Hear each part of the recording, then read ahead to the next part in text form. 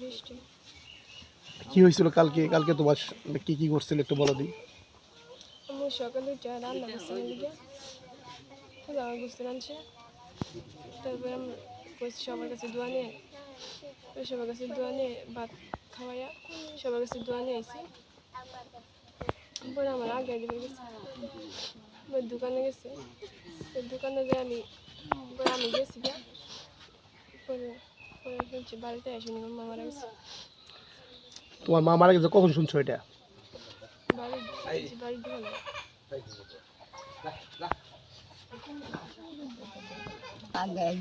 একটু নিচে একটু আমরা কি হয় যে মহিলা মারা গেছে? আমার ছেলের বউ,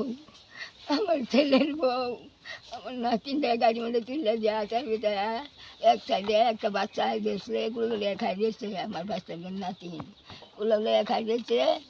ওই ব্যক্তি লেখা দিয়েছে ওই পাশে, ওই এক সাইডে গাড়িছে।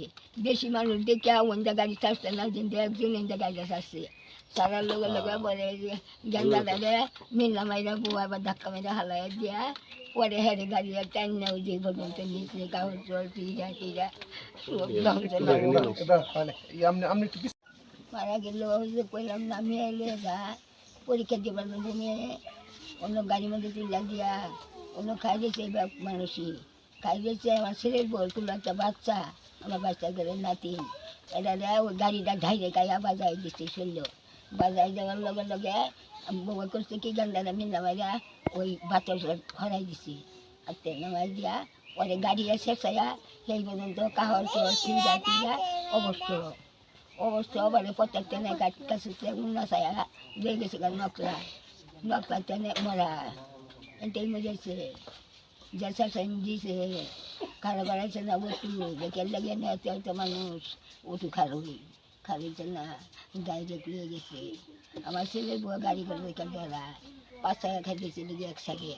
ওই বেশি মানুষ দেখছে যে দেখতে মন যার ছাড়ছে না, ওই ডাইরেক্ট সাইডে দিছে ওই আমার এক সাইডে। এই হলো ঘটনা। পরে আমি এগুলো গাড়ি ছিল আর করলাম না।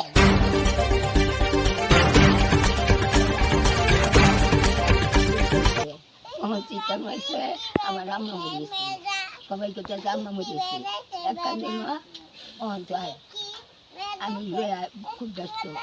ছোটো ছেলেটা লোকে আছি, ছোটো ছেলেটা আয়া সব দেখছে, সব পুষছে। আমার নাতি ঝুঁকটা চিন্তা পাইব। মেয়ের পরীক্ষার প্রস্তুতি নিচ্ছিলেন, নিয়ে আমরা খাওয়া দাওয়া করে মেয়েকে গাড়িতে তুলে দেওয়ার সময় সিএনজিতে উড়া দিয়ে গেছে। যাওয়ার পর মনে করেন 100 গজ সামনে চলে গেছে। কোনো সময় তো দাঁড়ায় ছিল, রাস্তার পাশে দাঁড়ায় ছিল। ফার্স্ট আরেকটা অটোরিক্সা এসে হের উপরে উঠে যায়। উঠে যাওয়ার পর অনেকক্ষণ প্রায় আরও প্রায় 50 গজ সামনে গাড়ি নিচে পড়ে আসছিল। চলে যাওয়ার পর কেউ দেখছিল না, অনুভব করছিল না যে কই গেছে। পরে তো হরকে দেখে গাড়ির নিচে ওই গাড়িটাও ছিল স্কুল ছাত্রীদের, মানে যাদের ছাত্রদের পরীক্ষা নেওয়ার জন্য নিয়ে যাচ্ছিল। যে এরকম বেপরোয়াভাবে গাড়ি চালাই গেছে যে হ্যার উপর দিয়ে তুলে গেছে, মানুষ টেরি ফাইনে এত গতিতে একটা অটো গাড়ি চলে গেছে এর উপরে। পরে অনেক দেখার পর যে একটা ছোট ছেলে আছে, এই ছেলে দেখছে যে হ্যাঁ মা গাড়ির নিচে। পরে দেখে সবাই পরে গাড়ি উল্টায় পরে আবার আর মাকে বাইর করার পর হাসপাতাল নেওয়ার পর নিতে এর আগে মারা গেছে। ঘটনাটা কোথায় করছিল? ঘটনা করছে আমাদের বাড়ির কাছে, আমাদের বাড়ি থেকে চর বসন্তী। আমরা যাকে আমাদের চিনা পরিচয় আছে জুসনা দোকানের সামনে, এই এতটুকু আমাদের স্কুল থেকে কত দূর এটা? স্কুল থেকে আমাদের স্কুল দূর আছে অনেক, আমাদের এখানে প্রায় নকলা স্কুল দূর গেছে। নকলা থেকে আসার পথে ঘটনা ঘটছে না, এটা আমাদের মেয়েটা আমাদের মেয়েটাকে যখন স্কুলে যাওয়ার পথে তুলে নিয়ে গেছে, মানে গাড়ি তুলে দিবে, পরীক্ষা দিতে যাবে বা গাড়ি তুলে দেওয়ার পথে এই ঘটনাটা ঘটছে আর কি। মেয়ে তো জানে না যে অবস্থা, ওর মা তো এই অবস্থা ঘটনা ঘটেছে। মেয়ে যখন বাড়িতে আসছে আসে দেখে অনেক লোক বাড়ির মধ্যে, আমাদের অবস্থা কি হয়েছে পরে যখন পাশে পড়েছে যে হেরাম মা মারা গেছে রুট অ্যাক্সিডেন্ট।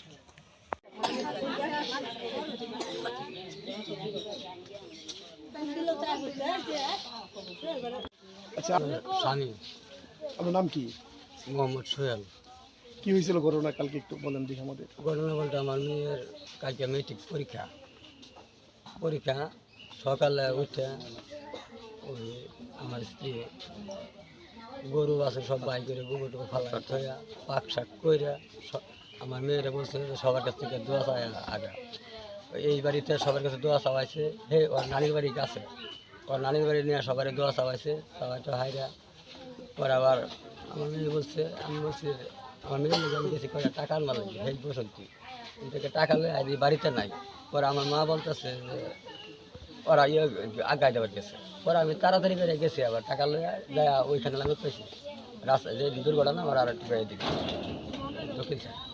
আমি তো আবার সাথে সাথে গেছি ওইখানে গায়া আমার মেয়ের উড়াই দিলাম গাড়ির মধ্যে উড়াই দিলাম। ওর সাথে ওই যে আমার ছোট্ট ছেলেটা, ওর সাথে আমার এই একটু কথা বলেন না আপনারা, ছোটো ভাইয়ের বাস্তি, কথা বলেন না। ছোটো ভাইয়ের দিকে বাস্তি, ওই যে আমার ছোটো ছেলের কাছে উনিও দাঁড়াই রয়েছে, আমিও আরও অনেকে মানে মানে 20 জন লোক, মানে 5 জন যাত্রী তো গেছে পরীক্ষা দেবার। ওই 5 জনের ফ্যামিলির সবারই লোকও আছে উপস্থিত ওই যে জায়গা মানে উড়াই দেওয়া হয়েছে। অনেক লোক মানে যে এইভাবে আমরা সবাই দাঁড়াই দিছি। ওই যে আমার যে স্ত্রী সে আসলে এক সাইড, আর আরেক সাইড আছে অনেক লোক। তখন আয় হাইরে ওই অটোটা দেখলাম সামনে অটোটা, এর মধ্যে আমি ডাক দিতে দিতে ডাইরেক্ট মাইরা দিয়ে তলে ফালাইয়া লইয়া বললে একবার নুকছে, মানে 30,000 টাকা লইয়া আগায় গেছে।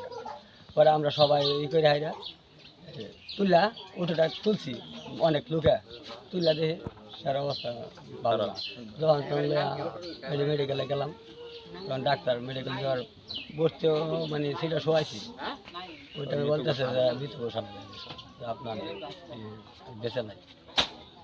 তখন আমরা বাড়িতে নিয়ে আসি। ঠিক আছে, ওই যে মোবাইলটা দেন, ওই যে মোবাইলে ছবি আছে তার কাছে।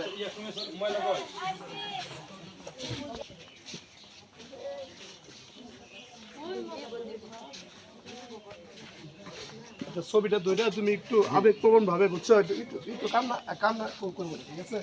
না ওর তো এমনি বুক ফাটতেছে।